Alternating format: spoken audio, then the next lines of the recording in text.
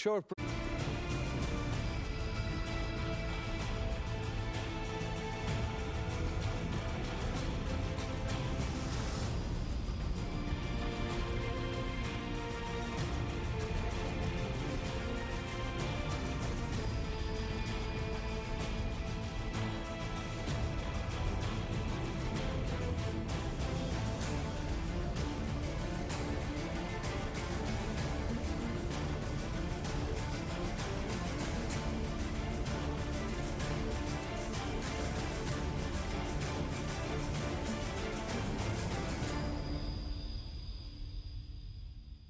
Nice pictures there, and it gives you a sense of the history and tradition that goes between them. Cyril, first of all, obviously there could be injuries between now and the final, but if there aren't, do you expect the teams to line up like they did in the semi-final? Yeah, well, Tipperary have a nice dilemma in the sense that Brendan Maher's probably back. He hasn't done that much hurling this year, he's been injured, but he's a very good player. If he comes back, he'd probably slot into midfield. John O'Keefe's a new wing back, so that means they'd have 7 forwards. Garrett Ryan probably move up wing forward. It's probably like Seamus Cannon or someone that'll lose out. That's if they're all fit. Now, Kilkenny have the other dilemma, because Colin Fennelly is injured, or his hamstring is at him. He may not be fit, and if he's not, who to put on? To me, it'd be like Eddie Brennan. He's the one Kilkenny forward that's played every league game, hasn't played at all in the championship really, so he'd be bursting to get out there as well, and he wouldn't weaken the team. Michael, they're playing for the 3rd final in a row, which is very rare. Were you ever in a situation where you met one team fairly often and a rivalry built up? Well, I suppose, yeah, we would have had a great rivalry with Kilkenny and Wexford, I suppose, in Leinster. Does familiarity breed contempt, or is that...? I don't think so. I think every year, you know, usually you'd have new players coming and going. We probably had the same bunch of players for a long time throughout the 90s, but, you know, you take every game on its merits. But I think this Kilkenny-Tip is an age-old rivalry, really. You know, it's always been there. They're neighbours down there, and I think it's a fairly unique rivalry within the GAA. So, and I think that's a big factor in the final. I think, you know, Tipperary this year, to me, have really been going through the motions up to now, and, you know, Kilkenny a little bit as well, but I think now for the final, the hunger of both teams is going to be huge, and I think that's why I think, you know, they have a lot left in the tank, but I think really on Sunday both teams are going to be, you know, flat out, and it's going to be a huge game again. All right then. Tipperary goal scoring has been a factor, obviously, based on last year, and then Tipperary going through most of this year's championship. Kilkenny have to counter that. Yeah, and the thing is, you'll find with Kilkenny, they probably won't play an extra defender. Dublin brought back defenders and the attackers back into defence, and it worked in the sense that they cut off the channels. They put themselves in the game to win it and weren't able to push on. To me, Kilkenny bring back the lines. The full back line will stay in tight. Now, last year they got caught kind of ball watching. Lara Corbett ran onto a few lovely breaking balls. This year you'll find they'll play deep. Half back line, the full back will pull them back in. Midfield will go back into the half back line a wee bit.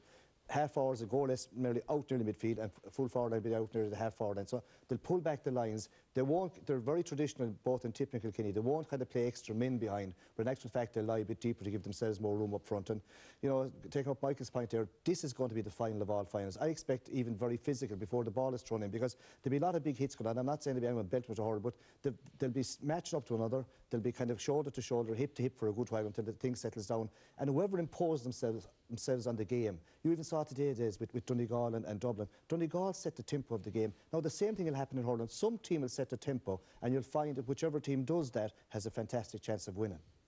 Physically, is one team stronger than the other, Michael, in your view? I don't think so. I think, you know, Kilkenny over the last number of years have been very powerful, very strong men, and I think that maybe the perception would have been, you know, Kilkenny, I think this year as well, that Kilkenny will hit hard early on, but I think this Tip team are very, very physically strong as well, and I think that's what will happen. I think Kilkenny will hit very hard, Tip will withstand it, and I think the biggest factor is that Tip are younger and they're fresher. You know, this Kilkenny team have been on the go. I know they have brought in new players this year now, in fairness, and the likes of Michael Fennelly and Michael Rice over the last couple of years, Paul Murphy this year, you know, they're new players, and Colin Fennelly. So Kilkenny have tried to freshen it up, but I think Tipperary just, you know, with all those under-21s from last year, they're getting stronger, and I think in the last 10-15 minutes, ultimately, I think that'll be the difference. I think Tip will finish stronger, and will have more pace in the last 10-15 minutes. All right, Cyril, you've been looking for us at what you think is the powerhouse of Tipperary, where it comes from. Yeah, to me the powerhouse always is like the half-back line midfield, and Tip have a powerful half-back line. You know what I mean? They're very, very forceful in there, and they do very things direct. Now, this is just for the emphasis here. This is John O'Keefe. He's not that big in stature. Ross Morton, but he's new on the ball. But like, he's a very, very good player. He's made it his own this year on the ball. If there's room to strike, he'll strike. Good on both sides. But if there's not, he'll usually pop a little pass to someone running onto it. This is here now is to Shane McGrath on again. And here's this lad is Colossus altogether. Big, strong man. Doesn't need anything fancy, but very, very good under the ball. Again, he'll keep driving it. That's a lovely ball across to Seamus Cannon. Seamus tips this over the bar. He was actually taken off in that game as well. But Maher is very, very forceful. Can play centre back, can play full back.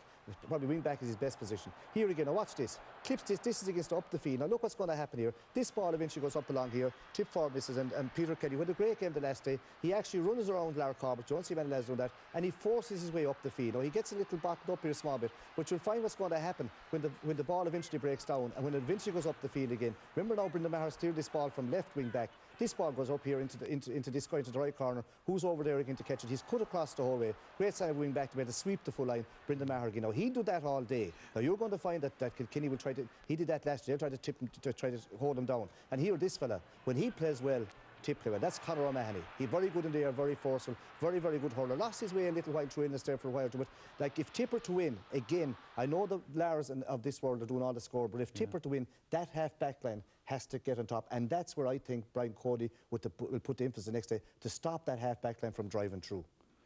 And are the Kilkenny half forward line capable of giving them a much tougher game? Well, Michael Rice and Michael Fennelly to me were the best midfield partnership in the country, and Brian Cody broke up that partnership this year to put Michael Rice right half forward, and I think with one eye on the All-Ireland final with Pádraig Maher in mind, because Pádraig Maher has dominated every game this year. Dublin left him loose. He went upfield and he scored 2 great points the last day as well. Another piece of his armoury which he can do, but he's been dominating, and Michael Rice is a very good hurler in his own right. You know, scoring freely all year, and I think that's going to be a fantastic battle between 2 great hurlers on Sunday.